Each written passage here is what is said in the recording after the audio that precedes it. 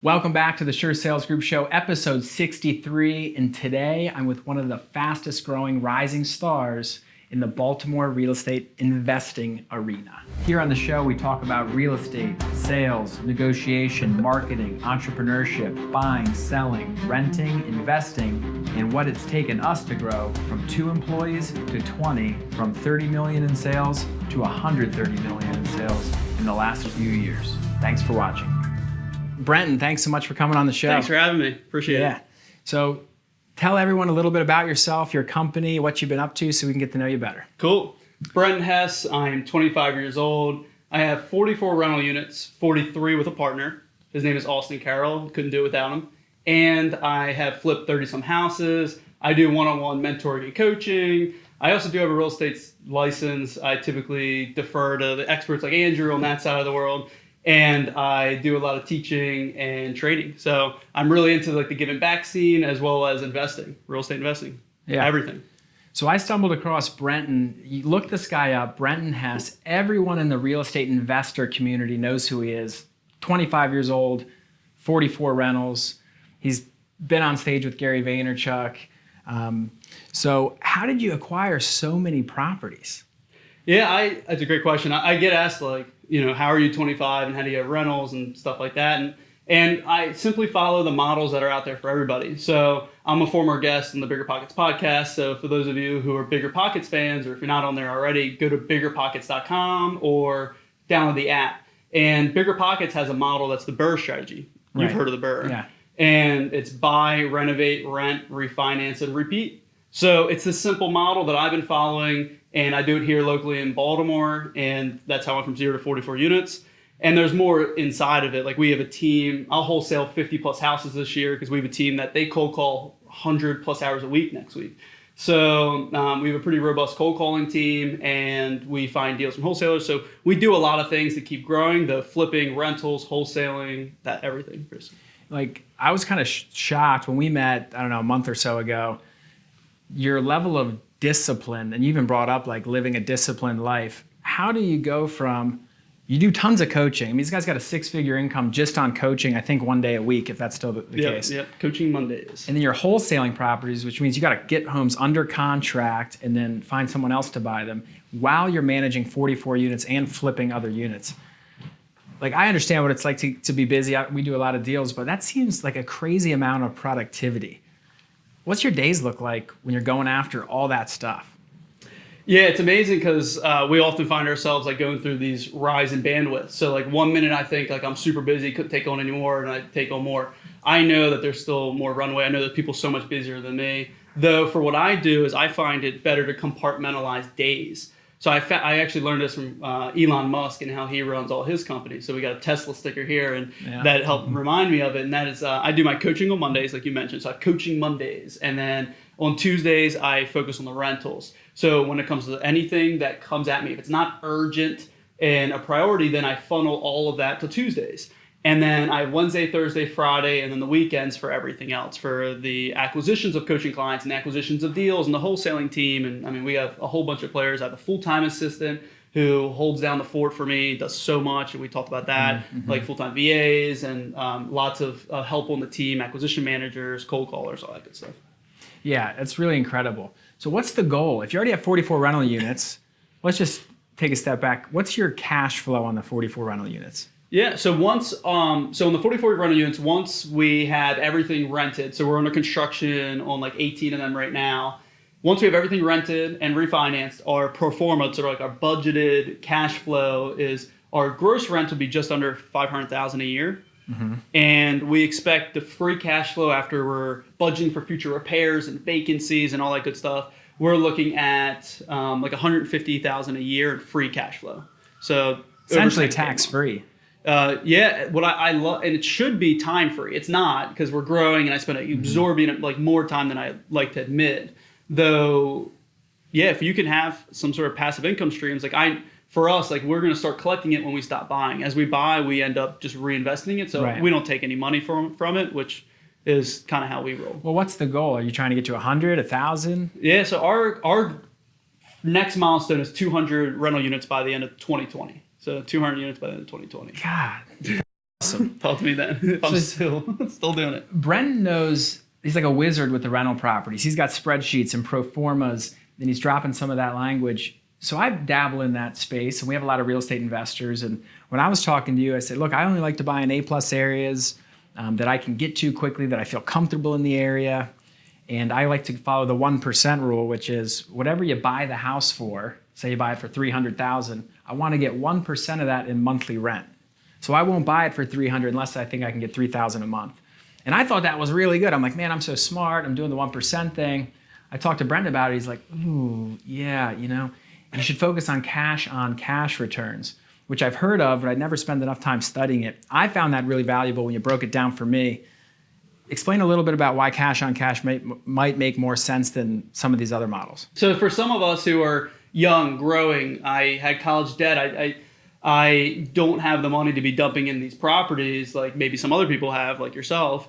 So I have no choice but to bank on cash flow to keep the company alive, to pay for all of our expenses. And therefore, I target a 30% cash on cash return. I actually got that whole model from a former guest, Mark Owens. And Mark Owens, you got to have balls, Mark Owens. Yeah. That guy's the man. Shout out to Mark Owens. So I like that guy. So Mark is a guy who built his whole portfolio based on cash flowing rentals in Baltimore City, and I'm not a 25-year-old know-it-all, have-it-all, do-it-all. I'm just watching other people who've done it before me very successfully, and I do everything in my power to get there quick. So I look for 30% cash on cash. What that means is if I have to leave $10,000 in a rental, I want $3,000 in profit, like net at the end of the year, which allows me to continue to pay down the debt that I have. So I need that cash flow. I look for that, and therefore, majority of my my properties have program tenants like Section 8 and other subsidized tenants. Like I'm in the lower income areas, though that's what gets me my cash flow. Yeah, it's hard to find that 30% cash on cash return in A-plus areas. It just is. I bet you those are some of your favorite buying clients. Like, yeah, I just don't even go there to these places. Maybe I should. Everyone I've talked to who's big in real estate investing says that's where all the money is in terms of dollar for dollar cash on cash return. So to recap, if you're going to spend $1,000 on a property, you need to make at least $300 and triple net after all expenses back, or else you're not doing it. Yep, unless you're not hitting your numbers. Yep. So we start with 30% cash on cash. Now, there's another caveat because sometimes people will go ahead and they'll get all their cash out. So they'll refinance, they'll buy it, renovate it, rent it, then refinance it, and they get all their money out. Though they still break even every month because they're not making money after their debt. So there's this thing of like, well, I have an infinite cash on cash, so I exceed the 30% cash on cash return. Well, HVAC unit goes up next year. You're in the red. Yeah, you're pulling out of pocket because you're not cash flowing every month. So we still require $225 of free cash flow per door. So I got some 2 units, 3 units, 4 units, 5 units. Is there a metric of percentage of equity you want? Like, hey, I want to keep at least loan to value 90%, something like that? It's a great question. So our long-term loans are typically 75% of the value. So we effectively, on paper, have 25% equity on all of our deals. Yeah, because that's smart. Because I kind of advise against taking all the money out of these properties because a little shift in the market, boom, you're underwater. Which it sounds great. Hey, I can get all my money back and I pay my mortgage every month and I get that same amount in monthly rent, and you're still net winning because you're getting a big tax write-off, you're getting some equity, principal pay down, all that good stuff. But you don't want to go upside down in these properties. And we don't need to tell the horror stories of what's happened in the past of people who do that. You end up getting millions of dollars in debt. We have a portfolio evaluation. So once construction's done, so like we run everything based on like once stabilized. Right. Stabilized means rented, producing cash flow. So you take the 44 portfolio. We'll have a portfolio value of $3 million, like just under $3 million, it's like 2.9 something. And of that, therefore, we have like $750,000 like of equity sitting in there. Right. So we are performing to have about a $3 million valuation, and sometimes we will take as much as we can get from the banks. Other times we got to watch our risk. So scaling and growing, whole nother conversation that we could have at any time. Right. And this is why Brenton's a good coach. A lot of people, how many coaching clients do you have now? I have 30, and I have some mentorship clients like I'm in the field with. So yeah. I'm pretty maxed. Yeah, well, check out thecrediblehomebuyers.com. I wrote it up here. It's actually The Credible Home Buyers, because I know you're rolling out some new things with the mentorship thing I was watching. Yeah, I think we have The Credible Home Buyers, and then BrentonHess.com is a good resource for like the coaching and stuff. Just my first name, last name.com. So. Yeah, and it's no wonder so many people reach out to you, because you have all the templates, the spreadsheets, and I saw in one of your programs, we don't need to dive into it, but like Brenton will actually go with you to the house, help you make the offer, manage the construction, help you refinance. I've never seen any type of coaching program do it. Most coaching programs are like, did you get up at 8 a.m.? Did you make your phone calls? I've had them. I've had those coaches. Yeah, I mean, so it's amazing because some people get out in the field, like you coach them to success, they get out in the field, and one wrong mistake with a contractor, with the design, the layout, you see it all the time being a top agent in our area. Yeah. And that could cost you tens of thousands. So I like to be in the field for the certain people at the right price, and we work through exactly that. And then we let the experts get through the deal and sell it. So the other thing I'm really infatuated with is you have this whole system set up. So you have your kind of silos based on the days. Makes a lot of sense. Coaching, and then you manage the rental properties and you still acquire. But you're also doing this wholesaling thing. So you have 100 hours a week of people calling. What's it like to manage that? And what's it look like when you get an opportunity? Hey, this might be something we want to check out. Yeah, that's a great question. So managing it's people, when I was very much involved in managing it or analyzing deals or doing follow-ups, we weren't getting any deals because I wasn't doing the work that was needed. So always looking for people to join the team. We're starting to get people. We have 2 acquisition managers. We have a lead manager. We have 12 cold callers. I have a full-time assistant. Everybody's hands-on in certain areas to make sure that we're not a cog in the wheel. We still make mistakes. We're not perfect, though we are getting deals. And I send them out through my email. It's just off-market deals that I blast out. So anybody finds me on Facebook or Instagram, I post some content there. Just direct message me an email, and I'll send you off-market deals. And then if it's a flip, you can go to Andrew for the listing. So maybe get the deals for me, get the listings with you. So how do you manage all those people? Like we have about 20 people here on the Sure Group. I'm not like a great manager. I'm more of a player, not a coach, I'd like to say. And with realtors, they're all 1099 contractors, so I don't have to follow them around. It's like, hey, did you sell stuff and make money or don't? But I'm here to help, of course. That's a lot of people to manage. Are these salary people or is it commission? Yeah, I'm predominantly commission only. So my overhead consists of I have my assistant, I have virtual assistants, they all get paid hourly. Everybody else, my cold callers, my acquisition managers, we're commission only. So we're hungry, predominantly young, and it's about setting a standard of if they want to hit their income goals, they can do it under my umbrella. I'll incur the overhead of data, dialer, office, stuff like that.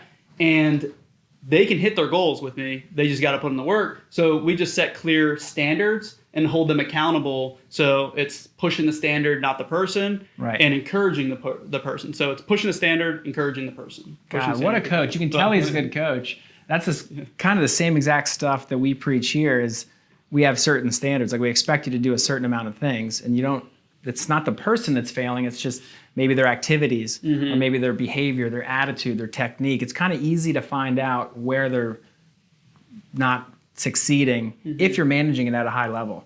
So Brenton, I don't say this often. He's a fellow realtor. I know he's predominantly an investor. I'm impressed with this guy, and I wanted to bring him here just to introduce you to him. You're going to see this guy. You just wrapped up a speaking tour on, how many offices were you speaking at? 5 in the last 2 weeks.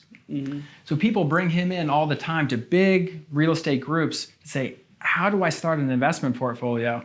And I've seen all the guys, Mark Owens is one of them, but your energy and your kind of just your pedigree Thank you. is awesome. Like his parents owned Keller Williams, so you're very well versed. They kind of wrote the book on training, coaching, modeling, and you took that and ran with it. So when are you writing a book? And can I just get a guest blurb or something? Of course.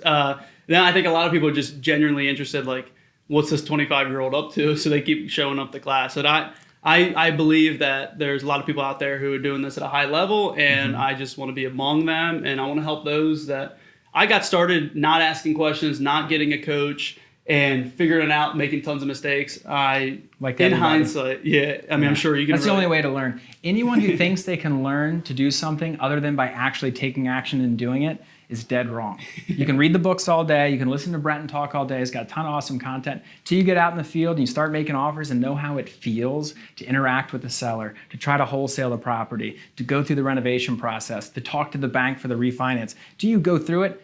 You have no idea what's going on. So I love that you preach everyone to take action, you hold your people accountable, and you're up to big things. Thanks so much for coming on. Thanks for having me. Dude, check out BrentonHess.com. Look out for my man. Thank you. Hey, Brenton, you've seen the show before. You know what to do. Oh, by the way, make sure you join the Baltimore Investor Network Facebook group if you're local. It has deals and there's no selling or pitching and tons of great resources. And make sure you're on Bigger Pockets, tons of other free, valuable resources. 2 tactical steps that are free and no selling, no pitching, and you get a ton of valuable information from. Awesome. Thanks again, man. Have a good one.